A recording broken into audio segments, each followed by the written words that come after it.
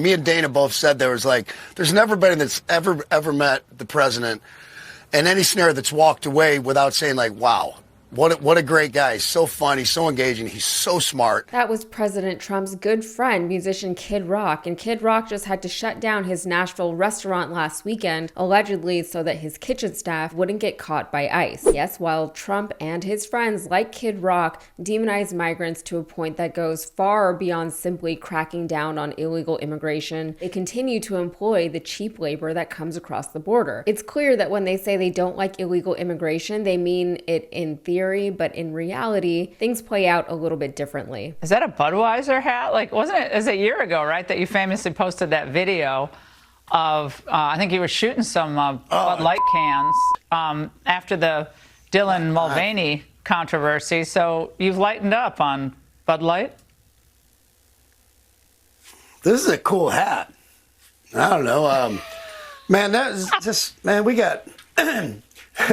I didn't know what hat I was wearing. And that's typically the case. And that's something that we tend to see a lot of these days. Something sounds good, but when you get down into the details of it, the actual practical details of it, it falls apart. Sure, cracking down on illegal immigration sounds great, and expelling illegal immigrants sounds fine, but all of the valid concerns that people have brought up surrounding the actual execution of those policies are still present. Trump and his administration are trying to strong-arm the issue into oblivion with forceful ICE raids, but such approaches, while they might grab headlines and serve the greater narrative, are essentially an attempt to take the easy way out. Not that this is easy for anyone involved, though. These tactics are still using up a lot of money and resources. They're making lives incredibly difficult and stressful for those who think they might be targeted, whether they're here illegally or not. The plan seems poorly put together in the first place. It feels like pointing a fire extinguisher at the top of a flame, and any idiot knows that that's not how you actually put out a fire. You're just pretending to put out a fire, knowing full well that you're not tackling the root issue, knowing full well that you will just be fighting this fire forever until you finally wisen up and redirect your efforts to where they will actually truly make an impact. And that's the hard road. That is the legislative road. That's the boring road. It's not as sensational or spectacular. It's not as clickbaity. There aren't viral videos of legislative sessions. So boring. Legislators don't look like a bunch of jack dudes in tactical gear, and if we know one thing, it's that MAGA loves jack dudes in tactical gear. That is, until those dudes come for their own workers, the workers whose labor they are knowingly exploiting. That's why millionaires and billionaires like Kid Rock and Donald Trump hire these workers in the first place, because they work for way cheaper than most Americans are willing to work for. Less for the workers, more for Trump, and more for Kid Rock. So when ICE agents were sweeping South Nashville last Saturday, Kid Rock's honky-tonk shut down when its undocumented workers simply did not show up for work. The ones that did show up were told to leave lest they get apprehended by ICE. As a result, the restaurant, along with several others in the area, could not function without them. They lost business and money on a busy Saturday night because, as it turns out, the people ICE was after weren't the terrorists or gang members or cartel members that people like Trump and Kid Rock keep saying they are. They're just people trying to cook your food and maintain our industries. But speaking of cartels, for an administration that's so focused on cracking down on crime, specifically on crime coming in from Mexico and Central America, the Trump administration just let cartel family members into our country, with U.S. agents waiting to greet them as they walked across the border from Tijuana. From the Associated Press, Mexico's security chief confirmed Tuesday that 17 family members of cartel leaders crossed into the U.S. last week as part of a deal between a son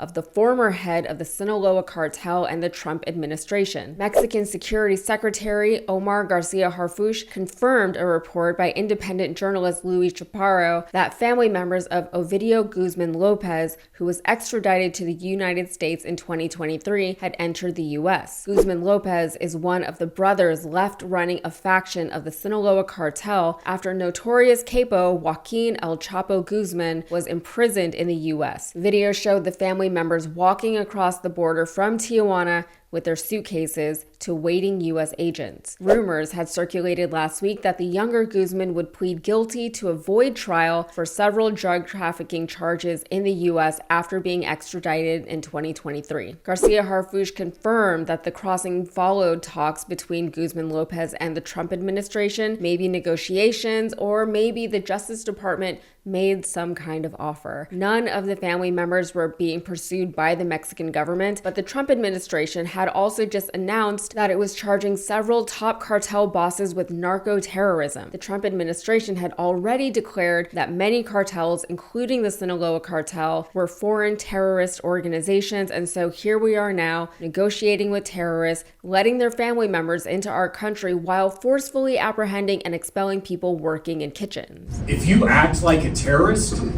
you shouldn't be surprised if you are charged as one. Meanwhile, Southern California is on alert. U.S. Attorney for the Southern District of California, Adam Gordon, had this to say: "Let me be direct to the leaders of the Sinaloa cartel. You are no longer the hunters. You are the hunted. You will be betrayed by your friends. You will be hounded by your enemies, and you will ultimately find yourself and your face here in a courtroom in the Southern District of California." So now the question is, why? Why are these people being let into our country, seemingly as the result of negotiations with the Trump administration and or our Justice Department? The most obvious explanation is that someone somewhere is willing to cooperate with U.S. authorities in exchange for their family members being protected. As of right now, though, we just don't know, and if it makes any of you feel better, after lurking around right-wing corners of the internet for a bit, they don't really seem to know what to make of it either. The best that anyone has to offer is that Trump must know what he's doing, and all will reveal itself in time. Trump is playing chess in the fifth dimension,